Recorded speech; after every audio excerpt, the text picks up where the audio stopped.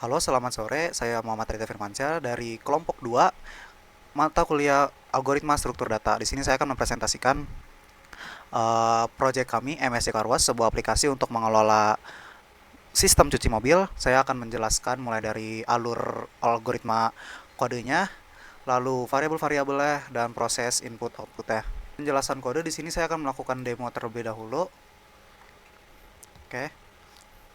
Di sini pertama di user diminta memasukkan username sebagai admin, username dan password. Lalu di sini bisa dilihat ada tampilan utama dari MC Carwash, ada data jumlah transaksi, total pendapatan dan antrian. Di sini kita ada 9 menu, mulai dari tambah mobil sampai searching dan sorting transaksi. Pertama ada fitur tambah mobil. Di sini kita bisa menambahkan antrian mobilnya, memasukkan data-datanya. Pertama nama, lalu nomor 089 6 5284 66. Oke. Lalu plat nomor, lalu milih mau cuci mana ini. Oke, lalu bisa dilihat ada antrian nambah. Fitur kedua itu tampilkan antrian, bisa dilihat untuk menampilkan antrian yang ada. Lalu tiga, masukkan ke slot antrian. Maksud slot itu jadi slot itu tempat untuk ngeproses atau mencuci mobilnya tersebut. Jadi sini kita masukin ke slotnya. Nah, di sini tuh jadi antriannya tuh bakal otomatis masuk ke slot yang statusnya kosong. Di sini ada 2 slot dalam programnya. Nah, di sini bisa dilihat tampilkan slot. Ada slot pertama dimasukin oleh mobil yang tadi kita masukin, lalu slot 2 masih kosong statusnya. Lalu ada selesaikan cuci. Nah, di selesaikan cuci ini bisa pilih hari slot. Nah, ini fungsinya untuk menyelesaikan mobil yang sudah diproses. Jadi kalau mobil sudah selesai dicuci, maka di sini admin tinggal menyelesaikan cuci. Maka kalau sudah bakal kelihatan seperti ini, ada pesan ke WhatsApp customer ya, yang memperlihatkan pertama ada pesan kalau ini sudah selesai, lalu ada total dan ada invoice-nya. Bentuk invoice-nya. Nah, seperti ini bentuk invoice-nya contohnya. Nah, lanjut. Nah, di sini ada riwayat transaksi di sini. Aduh. Oke, maaf. Di sini ada riwayat transaksi. Bisa dilihat ini untuk ngecek riwayat transaksi seperti namanya. Lanjut ada export Excel. Di sini jadi riwayat transaksi itu diekspor dalam bentuk Excel. Di sini bisa disort dari harian atau bulanan tergantung parameter datetime-nya.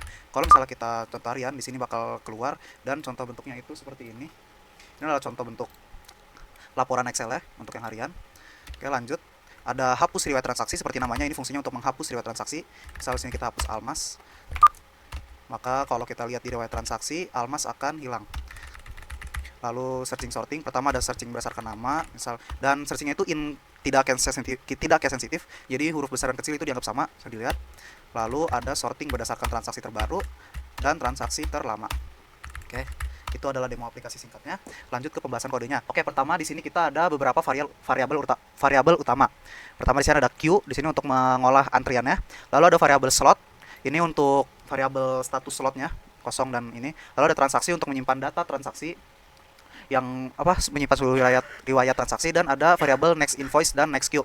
Di sini ini tuh untuk mengenerate ID invoice dan queue secara otomatis. Oke, lanjut. Untuk penyimpanan datanya sendiri, kita menggunakan JSON.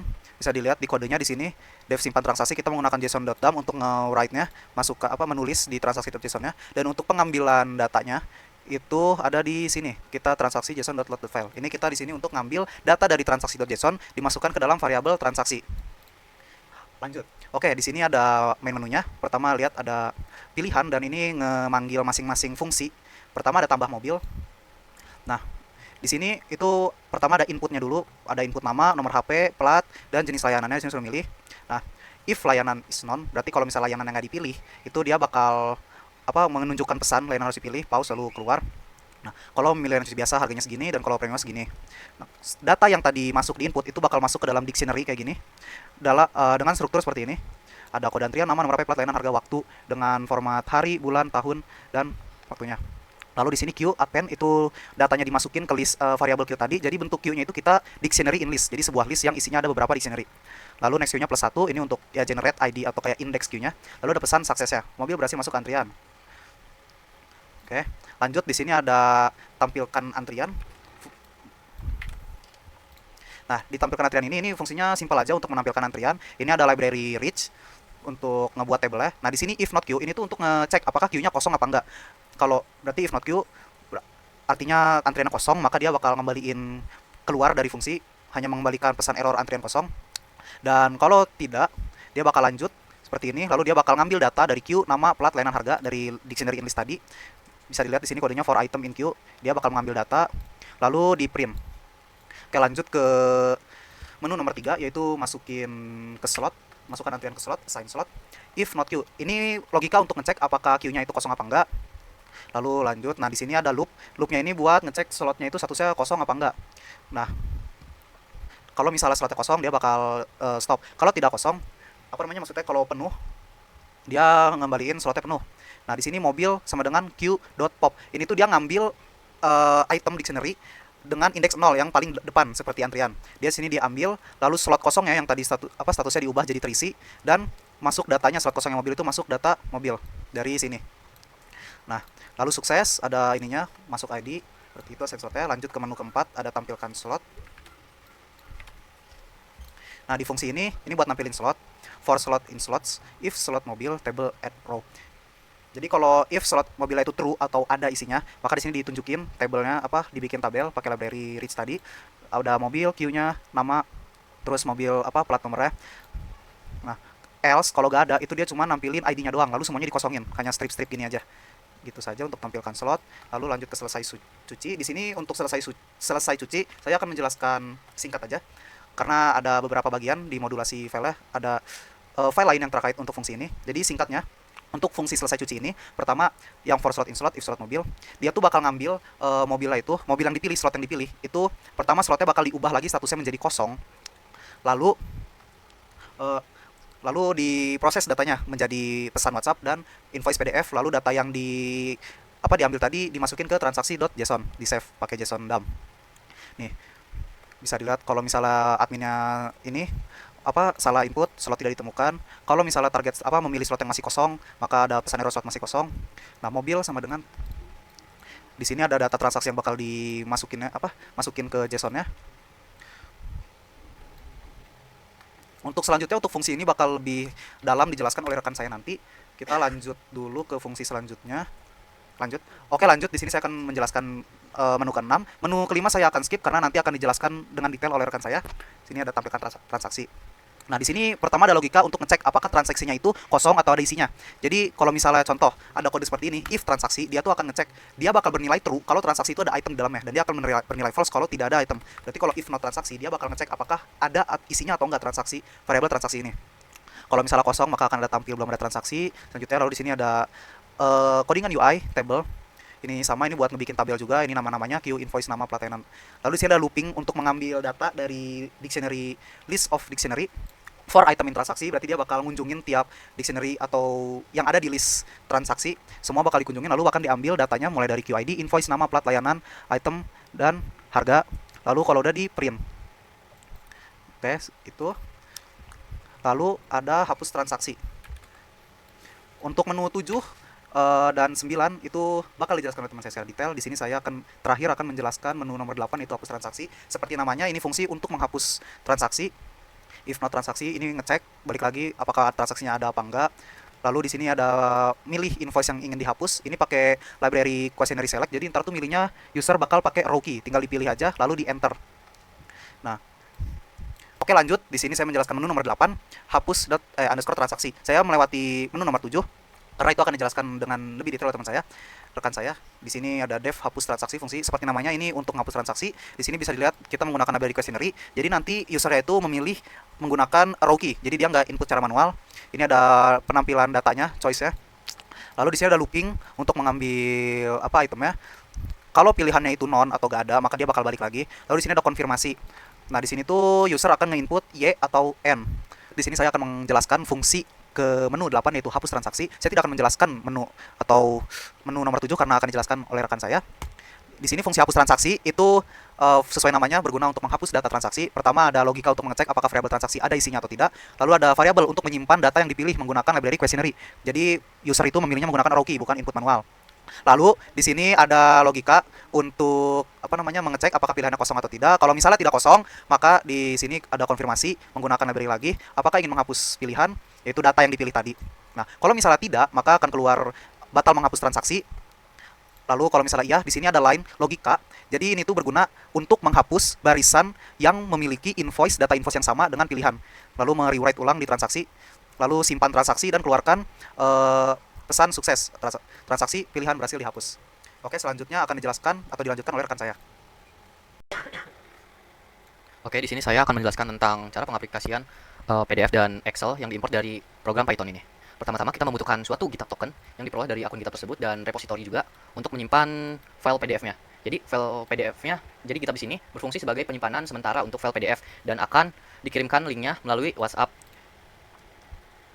Ini untuk GitHub tokennya, bisa dilihat di setting, dan repository name-nya kita kaitkan dengan GitHub tokennya juga. Ini untuk fungsi upload PDF GitHub-nya. Dan di sini program membuka PDF Pad, yang dimana ini adalah program untuk membuat tabelnya. Ini untuk headers, data, dan lain-lain. Dan urutannya itu sama seperti program main.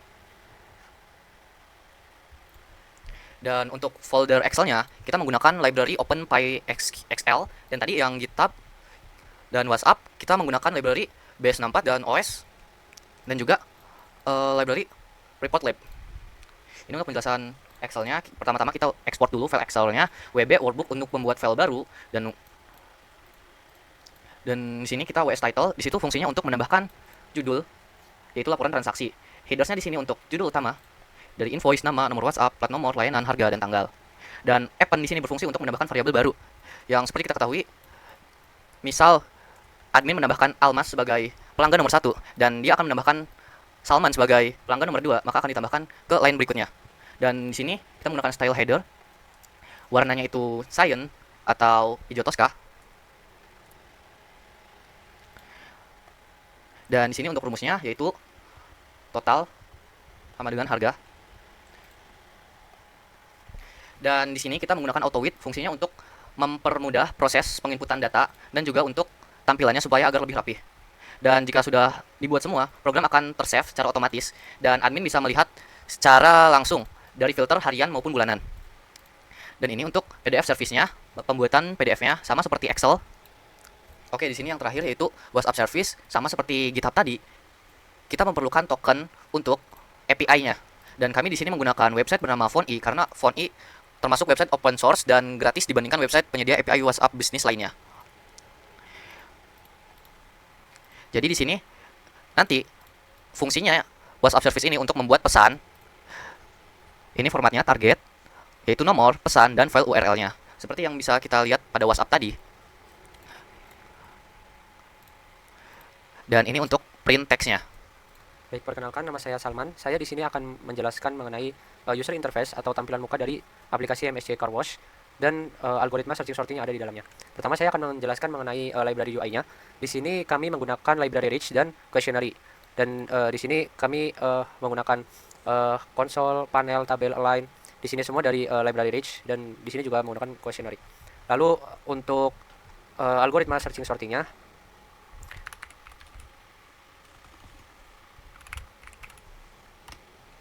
untuk algoritma searching sortingnya, di sini kami menggunakan fungsi sorted, yang dimana fungsi sorted ini adalah gabungan dari dua fungsi, yaitu merge sort dan insertion sort, dan gabungan dari dua fungsi ini bernama team sort. Di sini program dimulai dari menambahkan UI-nya dulu. Di sini ada tabel, lalu kolom, dan di sini juga masih dengan baris, tabel, kolom. Lalu di sini baru algoritma searching sortingnya dimulai. Yang pertama ada if else, yang dimana pengecualian jika tidak ada transaksi maka kembali ke hasil awal. Lalu di sini ada 3 pilihan, yaitu cari berdasarkan nama, lalu sortir transaksi terbaru, dan sortir transaksi paling lama. Lalu di sini jika pilihannya itu adalah cari berdasarkan nama, maka algoritma sorted itu akan menggunakan parameter, yaitu masukkan nama pelanggan, yaitu parameter nama pelanggannya. Jika tidak ada keywordnya, maka kembali ke hasil awal. Lalu di sini akan ditampilkan hasilnya. Di sini penentuan parameternya, jika item di dalam transaksi, maka semua keyword atau kata-katanya itu dijadikan kecil. Lalu di sini namanya akan ditampilkan, di sini tampilkan data transaksi. Lalu jika pilihannya itu sortir transaksi terbaru, lalu di sini hasil sortednya itu menggunakan parameter lambda yang memiliki item tanggal, waktu, bulan, dan tahun. Dan di sini untuk sortir transaksi terlama juga memiliki algoritma yang sama, yaitu menggunakan algoritma sorted. Oke, sekian penjelasan dari kami kelompok 2. Jika ada pertanyaan atau ingin diskusi lebih lanjut, silakan di kolom komentar YouTube. Kami kelompok 2 siap untuk diskusi dan menjawab pertanyaan. Bila ada salah kata atau kekurangan, mohon maaf. Sekian dari kami kelompok 2. Wassalamualaikum warahmatullahi wabarakatuh.